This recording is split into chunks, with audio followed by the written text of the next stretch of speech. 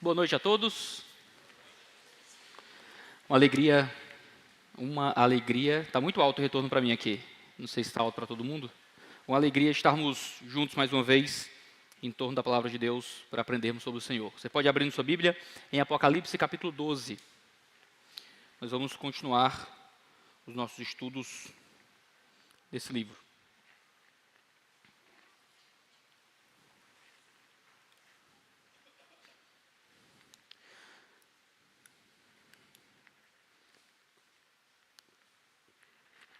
O termo batalha espiritual é um termo que é muito mal usado do mundo do cristianismo contemporâneo, da teologia, das conversas sobre a internet. Quando se fala de batalha espiritual, nós sempre imaginamos alguma força demoníaca que está de alguma forma tentando nos enganar para a gente fazer alguma coisa que, por mais que não seja necessariamente pecaminosa, aparentemente vai ser suficiente para que o diabo entre em nossas vidas. E você não pode tomar Coca-Cola, é o nosso fim, Everton. Porque de trás para frente é alô diabo, não é? Não pode tomar Monster. Você toma Monster? Você toma o energético? Porque o símbolozinho do Monster parece o número 6 no hebraico. Então você tem 666, 666 do Monster. Né?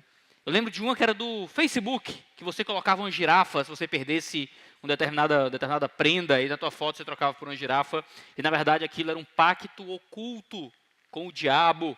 O diabo ia entrar na sua vida porque você trocou sua foto do Facebook, ou o que é que seja. Batalha espiritual, para muitas pessoas, é um tipo de supersticiosidade gospel, em que se você assumir determinados comportamentos, consumir determinado entretenimento, vestir certo tipo de roupa, nada que seja condenado pela Escritura, mas que porque alguém inventou que deve existir alguma coisa maligna por trás daquilo, não, agora você deu legitimidade para o diabo. E a gente, como cristãos batistas, não cai muito nesse tipo de conversa. A gente sabe que batalha espiritual é muito mais sobre a nossa santificação.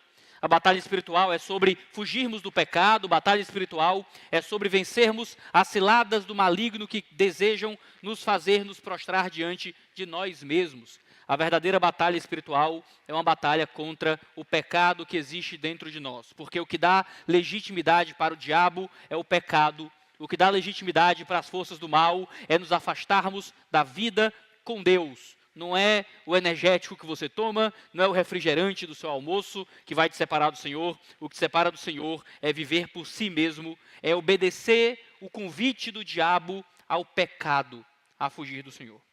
O texto de Apocalipse 12 é um texto sobre batalha espiritual, mas vai no mais profundo e vai no âmago do que é batalha espiritual. Se a batalha espiritual, no fim das contas, é a guerra contra o pecado, e o grande instrumento de Satanás para nos levar aos seus ardis é o pecado, então certamente a grande batalha espiritual cósmica que se realizará no livro do Apocalipse é uma batalha do diabo contra aquele que morreu para nos livrar do pecado.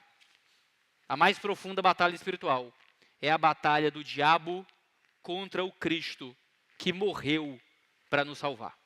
Apocalipse 12 continua o relato do derramar da ira de Deus, que é manifesta na 7ª trombeta que é tocada para revelar essa ira que cai sobre nós.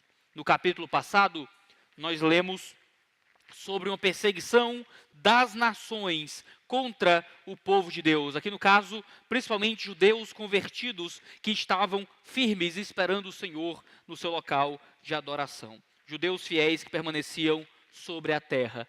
E diante dessa perspectiva, também de uma ira de Deus que cairia para julgar essas nações ímpias que se levantavam contra o Cordeiro, João então encontra uma nova revelação.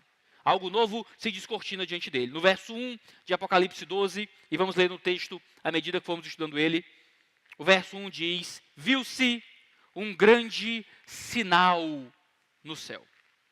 O termo que João usa aqui para descrever sua visão, sinal, demonstra que a imagem tem um significado que vai além do literal.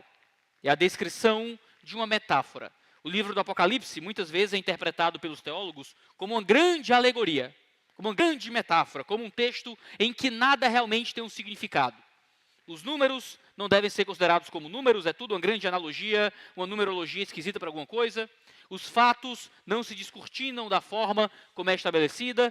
Todo mundo lê o livro do Apocalipse como uma grande alegoria, uma grande metáfora. Nós estamos estudando capítulo a capítulo e encontrando significados muito palpáveis no livro do Apocalipse. Mas agora, a linguagem que João usa já é uma linguagem que aponta para uma alegoria.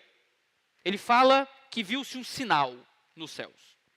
Que sinal é esse? Ele vai dizer: uma mulher vestida do sol, com a lua debaixo dos seus pés, e uma coroa de 12 estrelas na cabeça.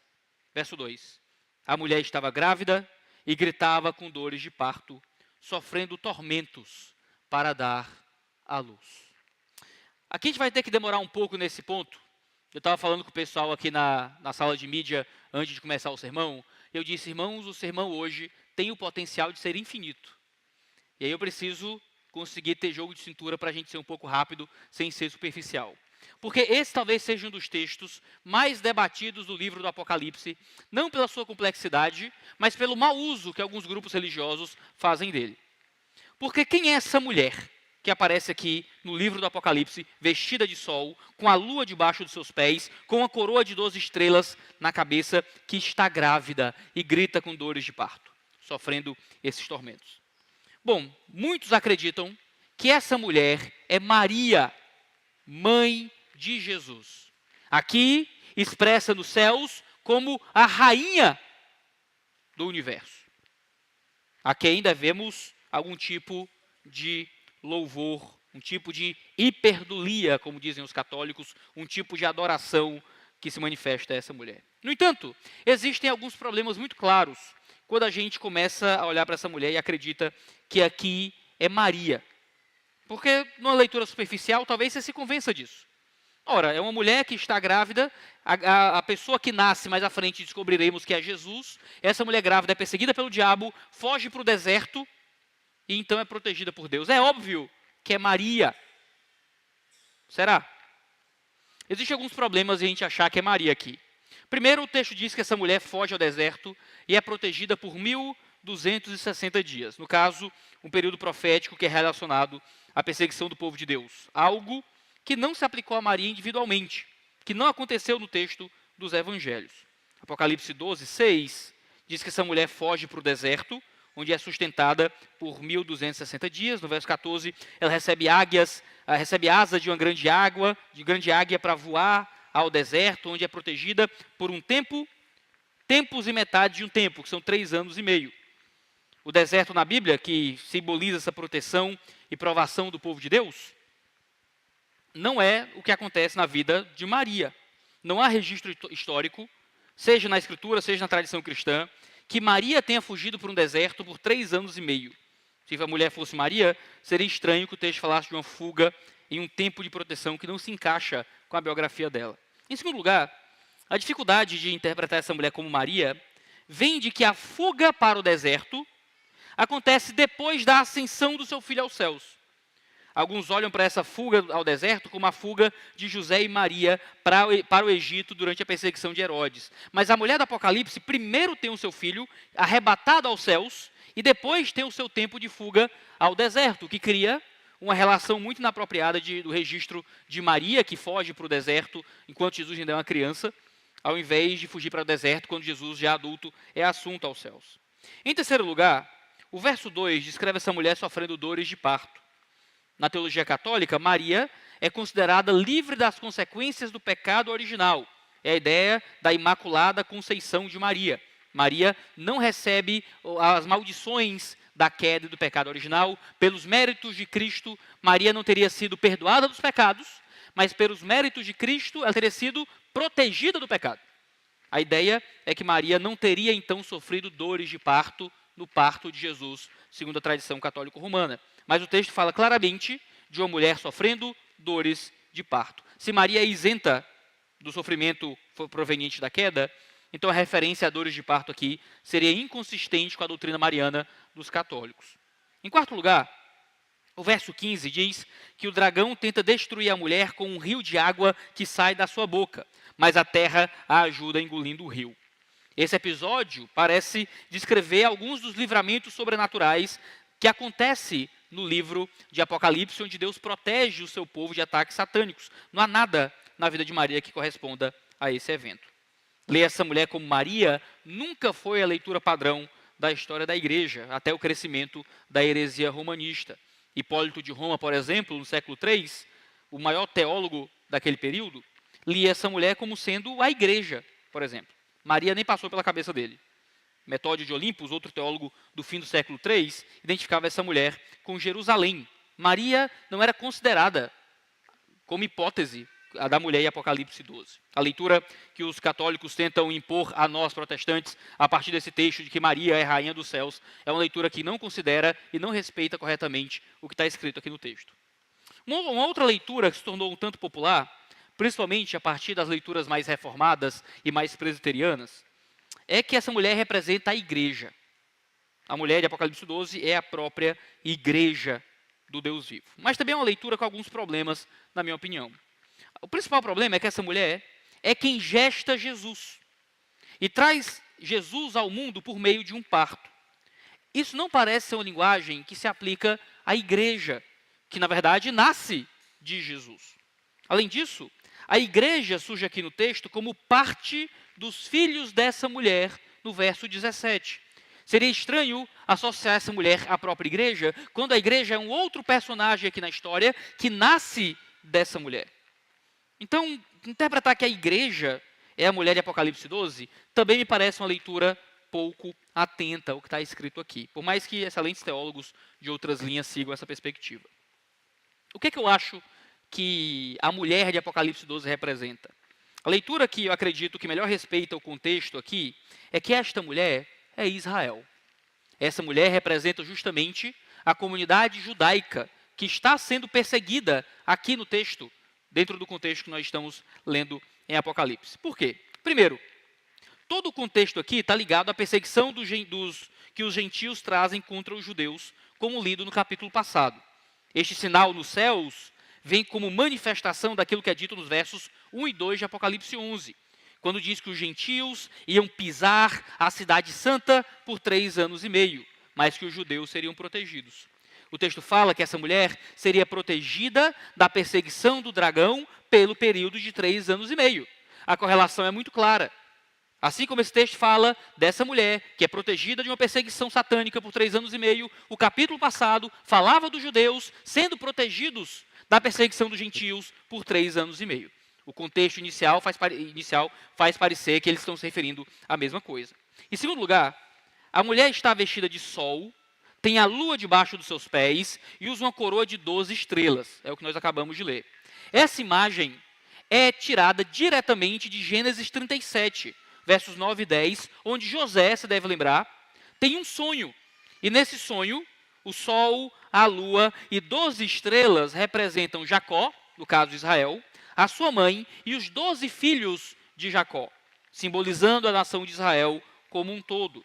A imagem dessa mulher possuindo uma coroa de 12 estrelas evoca as 12 tribos de Israel e evoca a própria figura de Jacó como Israel, dentro do sonho de José. A imagem é tirada diretamente de Gênesis capítulo 37, do sonho que José possui sobre seu povo. Em terceiro lugar, e isso é coerente com o Antigo Testamento, frequentemente o povo de Israel é tratado como uma mulher ou como uma mãe nos textos proféticos, seja em Isaías 54, Oséias 2 e outros textos. Além de Israel ser frequentemente representado como uma mulher em dores de parto, esperando a vinda do Messias. A gente vê isso em Isaías 26, como mulher grávida, quando está para dar à luz, se contorce e grita nas suas dores, assim fomos nós diante de ti, Senhor. Isaías 66 diz, antes que estivesse de parto, deu à luz, antes que lhe viessem as dores, deu luz a um menino. Miqueias 5 diz que o Messias viria de Belém e Israel sofreria até que ele nascesse. Nós temos essa metáfora do Antigo Testamento de Israel grávida do Messias e sofrendo as dores de um Messias que ainda não surgiu. Em quarto lugar, isso condiz com o que Paulo escreve no texto que nós lemos agora há pouco, em Gálatas 4, 26. A Jerusalém, lá de cima, é livre e é a nossa mãe. Quem é a mãe do povo de Deus? Nossa mãe não é Maria. Nossa mãe é Jerusalém. A Jerusalém celestial é a nossa mãe, disse Paulo. Por quê? Porque é da Jerusalém que nasce o nosso Salvador. É a partir do povo de Israel que nasce o nosso Messias. Isso é só para a gente entender um versículo, certo? Então, assim, por isso que eu disse que o sermão poderia ser infinito. Mas já que esse é um versículo muito central e muito importante, a gente consegue passar por isso com um pouco mais de celeridade agora, porque se a gente entende quem é essa mulher e a identifica relacionada ao povo de Israel, aos judeus que aqui estão debaixo de perseguição, a gente consegue entender o resto do texto com um pouco mais de facilidade, porque os outros elementos desse grande sinal são mais claros e mais óbvios a nós. Essa mulher estava grávida, diz o verso 2, e gritava com dores de parto, sofrendo tormentos para dar à luz. Essa mulher, então, sofre dores. As dores de parto aqui refletem a oposição que Israel e o Messias enfrentaram, simbolizando justamente o sofrimento da nação, tanto na espera pelo Messias, como na resistência contra o mal do cumprimento do plano divino. Representa o sofrimento da grande tribulação dos gentios vindo para pisar esses crentes que permanecem fiéis debaixo da grande tribulação. Existiu, então, um sofrimento que se colocaria sobre eles. Eles sofriam com dores de parto. O verso 3, então, vai falar de um outro personagem. Nós temos a mulher grávida sofrendo, mas então surge o personagem do dragão. O verso 3 diz, viu-se também outro sinal no céu. Novamente, a ideia de um texto metafórico, de um texto alegórico. Eis um dragão grande, vermelho, com 7 cabeças e 10 chifres, nas cabeças 7 diademas. A identificação do dragão aqui é muito mais fácil. A figura do grande dragão vermelho com 7 cabeças e 10 chifres é Satanás com o seu poder maligno. Os chifres e as cabeças lembram os reinos e os governantes opressores, citados em Daniel 7, em Daniel 20, no verso 7 e 24, além de Apocalipse 17, 3, representando essa aliança dos poderosos contra Deus. No livro do Apocalipse, representando muito do que o profeta Daniel pronunciou, a força política se expressa em conluio com o diabo, de forma que os poderosos e os governantes têm força e poder diabólicos contra o povo de Deus. A gente vai ver isso se expressando com uma força especial no próximo sermão, em Apocalipse 13, onde nós temos um governo que atua sobre o mundo inteiro, perseguindo a igreja, realizando atos miraculosos, porque o diabo também tem seus milagres, fazendo com que o mundo se dobre a eles. Esse dragão, com chifres, cabeças e diademas, é uma manifestação de Satanás, que se dará por meio de impérios e reis hostis, buscando destruir o povo de Deus e o Messias. Isso evoca diretamente Gênesis 3, quando fala que a semente da mulher esmagaria a cabeça da serpente, mas seria mordido por ela. Um dragão que viria para vencer, tentar pisar essa mulher. E o que é que a gente tem, então, nessas duas figuras? Uma mulher grávida, com dores de parto, e um dragão de 7 cabeças e 10 chifres, com diademas sobre si. É uma imagem de força contra fraqueza. Eu lhe garanto, uma mulher em trabalho de parto é uma das imagens mais fortes que um marido pode ver na sua vida. Eu nunca lembro uma coisa que o Sandro me falou, uma vez, quando acho que é na gravidez da Catarina, ele falou, rapaz, se você admira a sua mulher hoje, você vai ver o que acontece quando você vê ela parir. Você vai entender a força que sua mulher tem. Fica aí, viu, Joelma, a declaração aí do seu marido. Mas quando você vê uma mulher em trabalho de parto, existe uma força, mas uma força que se expressa em fraqueza. Em um momento de, às vezes, incapacidade, de sofrimento. Uma mulher em trabalho de parto precisa de ajuda. Às vezes ela sente muita dor, ela não consegue andar direito, ela não consegue resolver o próprio problema sozinha. Ela está num dos momentos mais frágeis da vida dela como mulher. Ela está sofrendo as dores de um trabalho de parto. Por outro lado, quem guerreia contra essa mulher, no seu momento mais vulnerável? Uma figura cósmica, um dragão, 7 cabeças, 10 chifres. A imagem que se expressa aqui é da absoluta fraqueza, um bebê recém-nascido, uma mulher prestes a dar à luz, e uma força mitológica grandiosa. Essa é a batalha do diabo contra a igreja. Essa é a batalha do diabo contra o povo de Deus.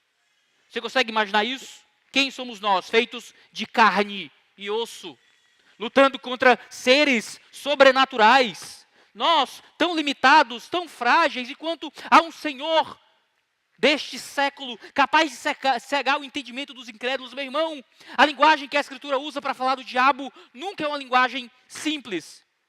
Nunca é uma linguagem de quem está diante de uma coisa que é, como eu diria, incapaz de nos machucar. A linguagem que ele é um dragão, a linguagem que ele é um leão rugindo ao nosso derredor, tentando nos tragar. O diabo é forte, o diabo é poderoso, o diabo quer nos destruir. Ele é um dragão com 7 cabeças. Nós somos mulheres em trabalho de parto. Irmãos, se depender da nossa força, se nós olharmos para o diabo com desdém, como quem diz, o diabo não é nada, o diabo não tem força nenhuma, o diabo nada pode contra a minha vida.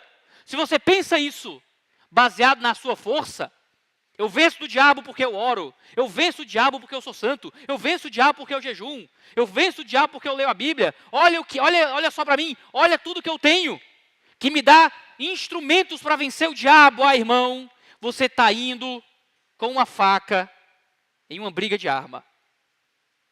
Você está indo de mãos limpas para uma guerra. O diabo é poderoso, é forte, pode nos tragar. Pastor, mas então como é que a gente sobrevive às ciladas do diabo? Não é pela nossa força de peitar o dragão, é pela força daquele que nasce dessa mulher. Não é pela força daquele que dá à luz, é pela força daquele que nasce. Nós, como povo de Deus, recebemos dessa criança que nasceu a partir de Jerusalém, a nossa força para vencer o diabo. Um bebê destrona o dragão. Um bebê recém-nascido vence as 7 cabeças e os 10 chifres dessa força demoníaca. Porque a nossa vitória está em uma força sobrenatural que se expressa em uma fraqueza humana. Vê só a guerra do diabo contra o Cristo, está no verso 4. A sua cauda, aqui é a cauda desse dragão, que é o diabo, arrastou a 1/3 parte das estrelas do céu, as quais lançou para a terra. Alguns interpretam isso, e tem sido um texto muito usado na história da igreja, para falar que o diabo tomou 1/3 dos anjos, então esses 1/3 dos anjos caem para virar demônios. Eu não sigo exatamente essa leitura aqui. Eu acho que essa imagem pode significar tanto forças celestes caindo na terra, quanto forças espirituais passando para esse plano de alguma forma. Aqui parece se referir ao momento em que esse Cristo nasce. E aqui nós estamos lendo a história do mundo a partir de um sinal. Você tem Jerusalém, o Messias prestes a ser entregue ao mundo, e então o diabo, irado, irritado, querendo destruir o Messias, derruba as estrelas do céu, forças demoníacas vêm sobre a terra. Talvez seja por isso que quando lemos os evangelhos, tem tanto demônio para ser expulso, tanto demônio se manifestando, tanta gente endemoniada. O diabo, os demônios estavam em profusão, porque o Messias veio, e o dragão se deteve diante da mulher, que estava para dar à luz, a fim de devorar o filho quando nascesse. O diabo e seus demônios não queriam que o Messias sobrevivesse. De quantas formas não tentaram matar o Cristo? Quando as crianças de 2 anos para baixo são assassinadas por Herodes, quando o diabo tenta Cristo no deserto, quando tentam vez após vez matá-lo, quantas outras artimanhas nós talvez não saibamos, porque não nos foram registradas na Escritura, que estão apenas ainda como reveladas ao mundo espiritual, que só saberemos quando chegarmos lá. O diabo queria matar o menino, porque o diabo sabia que aquele menino regeria o mundo com o cetro de justiça. Ele queria devorar ele quando nascesse. Irmãos, eu quero trazer as aplicações desse texto mais para o final, mas é impossível passar por isso sem uma pausa reverente. Quando crianças vão nascer, aqueles que amam a família se colocam na expectativa de receber aquela criança. Eu lembro, tem uma frase que a gente usa aqui na Manaim de vez em quando, que eu acho tão linda. Quando nasce uma criança, alguém geralmente, sempre alguém vai colocar no grupo da igreja: fulaninha já nasce amada. Há uma expectativa de uma comunidade em volta, esperando as fotos do bebê no grupo do Zap. Sabe, a família, será que já nasceu? Será que já nasceu? Está todo mundo ali em volta para dar os parabéns, para celebrar com a família, para visitar, para dar presentes. Na expectativa do nascimento do Messias, havia uma horda de demônios em volta daquele estábulo, sedento para tragar aquela criança. Jesus já nasce odiado. Quando ele nasce, o mundo espiritual quer devorá-lo, porque o mundo espiritual, porque o diabo e seus demônios sabem que ali está a salvação do povo de Deus. Mas, irmãos, o que os olhos não veem, o que a gente só pode imaginar também é a grande horda de anjos nos céus. Os 24 anciãos, os seres viventes, os anjos de Deus, todos de pé. Os serafins e os querubins com suas asas, celebrando o nascimento do Deus que encarna para a nossa salvação. Será que o diabo podia imaginar que quando Deus encarna, talvez ali Deus fosse páreo para ele? Será que o diabo creu que quando Deus se manifestou em formato de criança, estava ali a sua chance de finalmente vencer aquele que ele quis se opor? Lê do engano. Foi na fraqueza de Deus que o diabo recebeu seu golpe fatal. É na morte na cruz que o diabo, seu poder e seus ardis foi completamente destruído.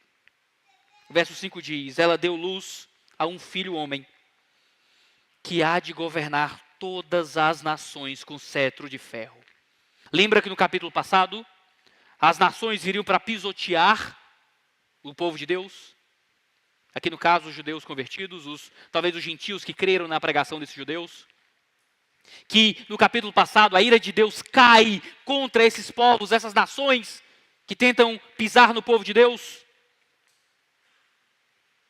Quando esse Deus nasce, esse Deus, por meio desta criança, regeria, governaria essas nações com cetro de ferro. O filho da mulher foi arrebatado para junto de Deus e seu trono. Essa ideia de que ele veio governar com vara de ferro remete ao Salmo 2, que é uma profecia messiânica cumprida em Jesus, onde essa vara de ferro representa o poder e a autoridade inflexíveis desse Cristo como rei justo, que há de subjugar toda a resistência, exigir obediência completa a ele. Esse Cristo morre, mas é ressuscitado, é assunto aos céus, porque a ascensão de Cristo representa a glória final e a vitória dele sobre o diabo e o mal. Sobra aqui então Jerusalém, sobra aqui então o povo de onde nasce esse Messias. O verso 6 diz que essa mulher fugiu para o deserto, onde Deus lhe havia preparado um lugar para que nele a sustentasse durante 1260 dias. Aqui, Israel está diante então deste momento final, no fim dos tempos, diante dessa perseguição. O nascimento desse Messias é expresso, e então há um salto muito grande entre o nascimento e a assunção do Messias, e então esse momento final de perseguição contra Israel.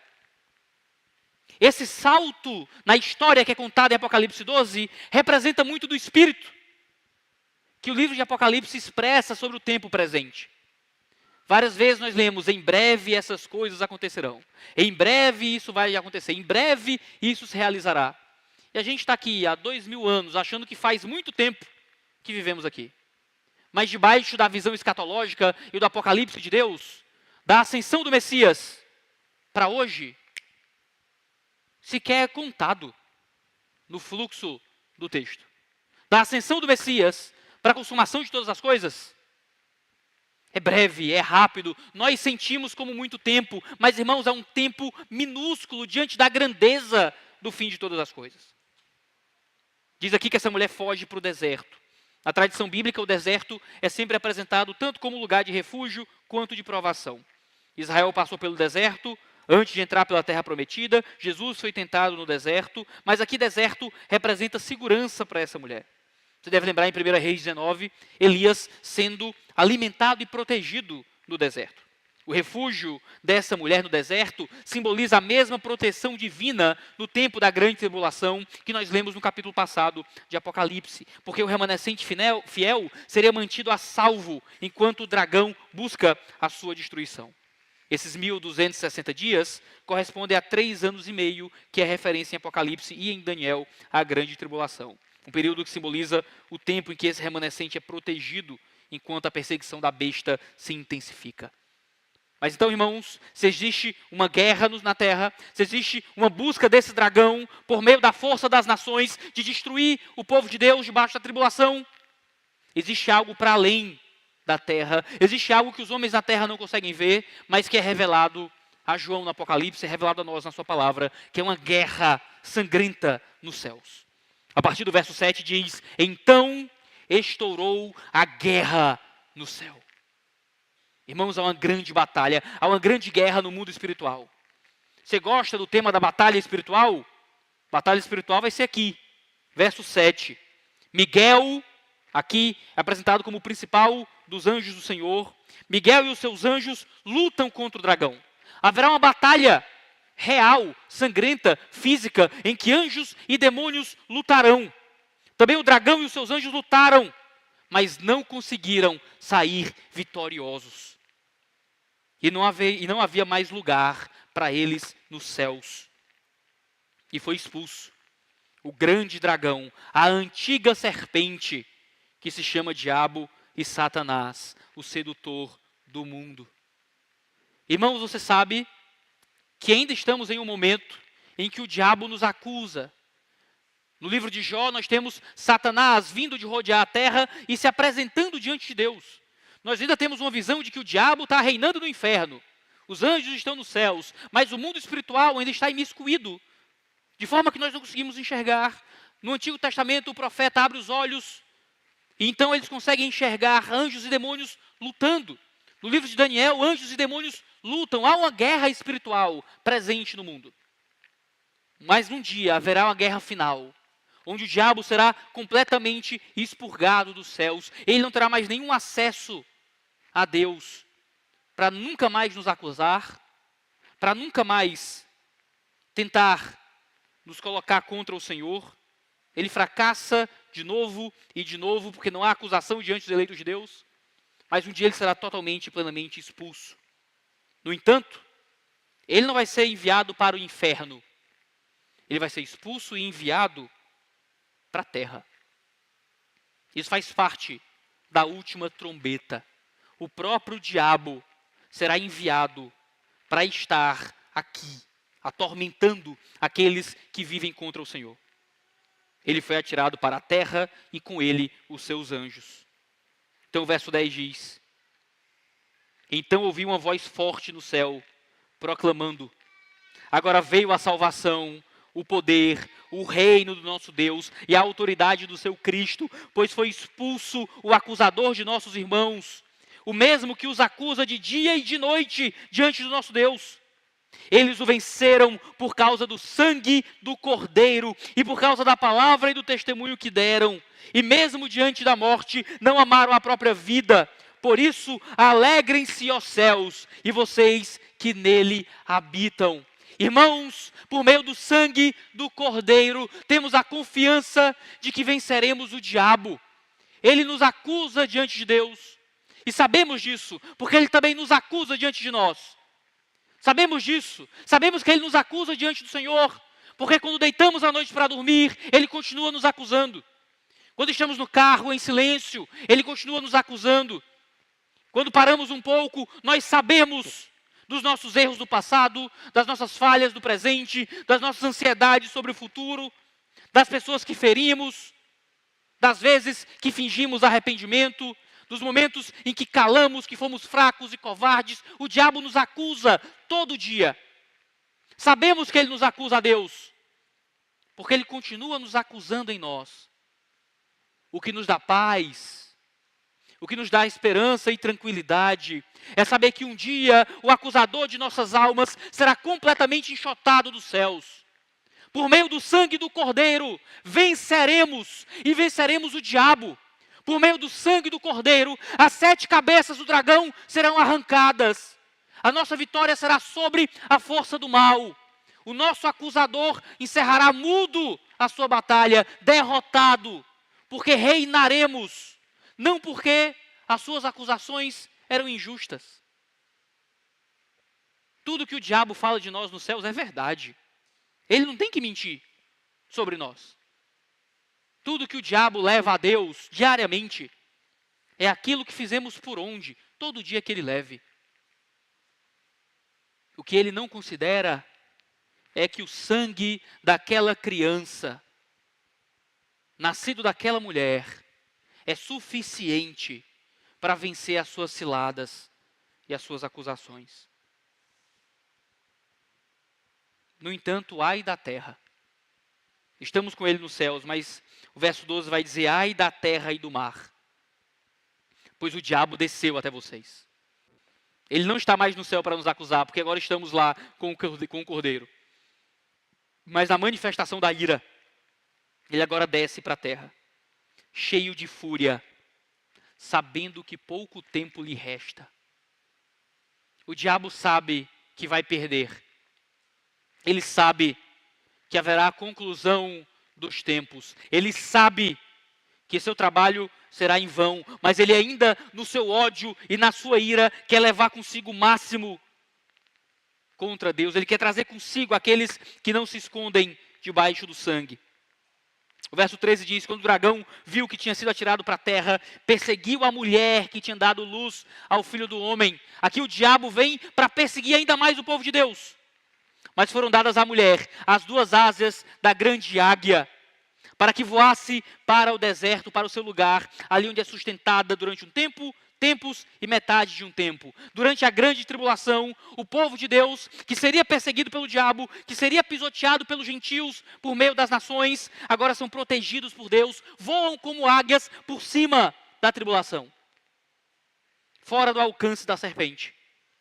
Então a serpente lançou da boca água como um rio atrás da mulher, a fim de fazer com que ela fosse arrastada pelas águas. O diabo está perseguindo os crentes judeus com toda a sua força. A terra, porém, socorreu a mulher, abriu a sua boca, engoliu o rio que o dragão tinha lançado pela sua boca. As nações, o diabo, perseguiriam os crentes nesse período. Deus abriria o chão para engolir a água dessa perseguição.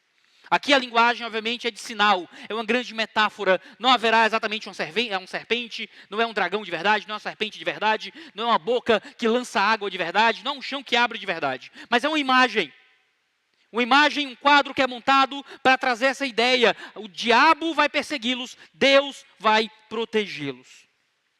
O dragão ficou irado com a mulher, diz o verso 17, e foi travar guerra com o restante da descendência dela. Então nós temos os crentes judeus aqui convertidos, eles tentam atacar Israel e não conseguem, Deus protege os israelitas, e agora então o diabo, não satisfeito, vai tentar atacar os outros crentes, os outros filhos dessa mulher. Quem são? São os cristãos gentios, os crentes não judeus convertidos durante esse período. Ou seja, os que guardam os mandamentos de Deus e têm o testemunho de Jesus. A guerra contra os judeus, então, passa a ser uma guerra contra todos os cristãos. Queridos, essa é uma forma muito poderosa de enxergar o futuro.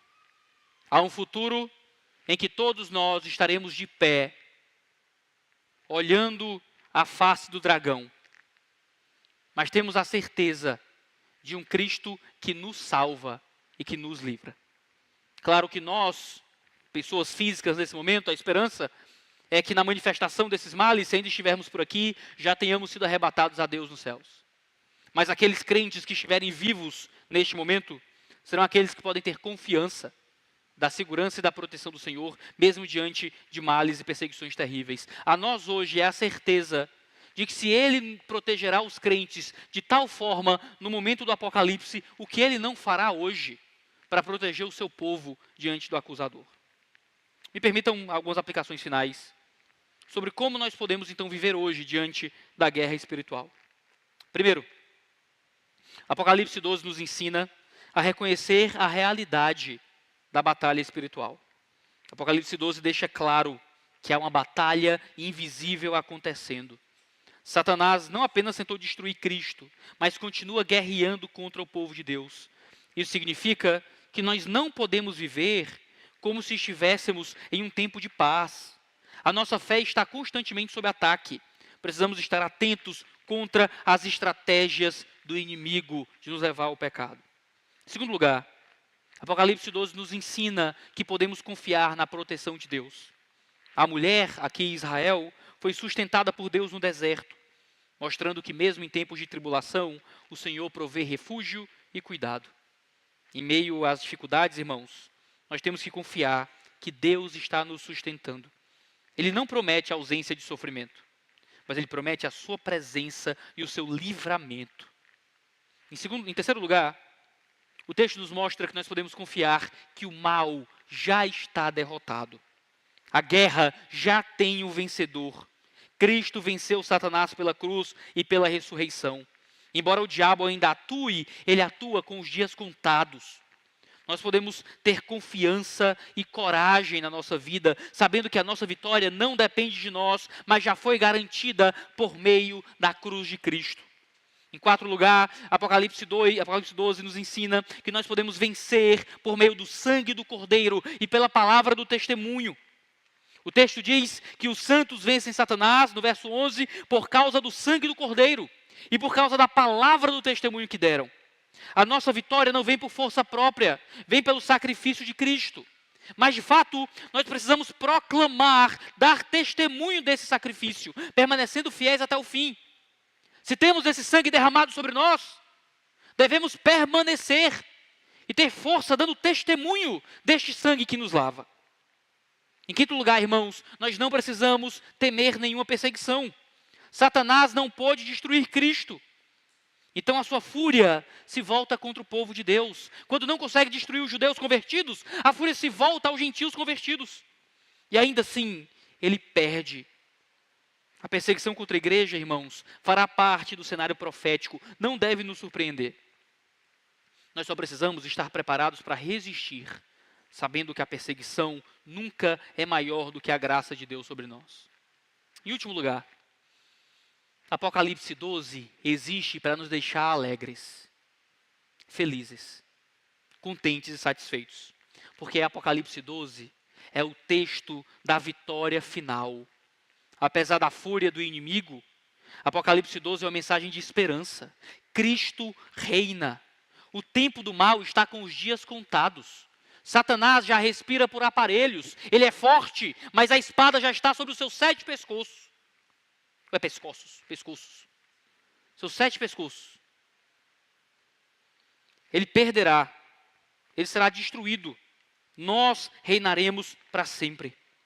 Irmãos, a nossa esperança não está na efemeridade das circunstâncias terrenas. A nossa esperança, alegria e segurança está na concretude do reino eterno de Deus. Nós vivemos com alegria nessa expectativa pela consumação da vitória de Cristo. É por isso que desejamos o Apocalipse. Porque longe de ser um livro escrito para nos dar medo, é um livro escrito para nos fazer exultar de esperança. É cheio de imagens terríveis, perseguições, ais, taças, trombetas, iras derramadas. Mas é uma mensagem de proteção, de segurança e da vitória final de Cristo com a sua igreja contra as ciladas de Satanás. Mas tem um último versículo nesse capítulo, que eu não li ainda. Diz que a besta ficou de pé. Então sai das águas. Essa besta que é derrotada, que é lançada sobre a terra, ainda tenta mais uma vez se levantar contra o povo de Deus. Mas se levanta só para cair novamente. E é isso que a gente vai ouvir domingo que vem, em Apocalipse 13. Então prepare seu coração para estarmos juntos mais uma vez, diante da grandeza da revelação do nosso Senhor. Vamos orar a Ele e pedir que Ele continue revelando sua majestade a nós. Senhor Deus, obrigado pela sua palavra. Obrigado pela revelação desse livro que nos consola, nos anima, nos exorta, mas nos faz sair daqui contentes pela tua graça e o teu poder. Que o Senhor nos ajude, Deus, a internalizar essa certeza de que o diabo perderá, então não vale a pena nos submetermos aos seus ardis. Que nós possamos batalhar contra ele com segurança e força, cientes de que ele cairá com o sopro de tua boca. Que o Senhor abençoe a tua igreja. No santo nome de Jesus. Amém.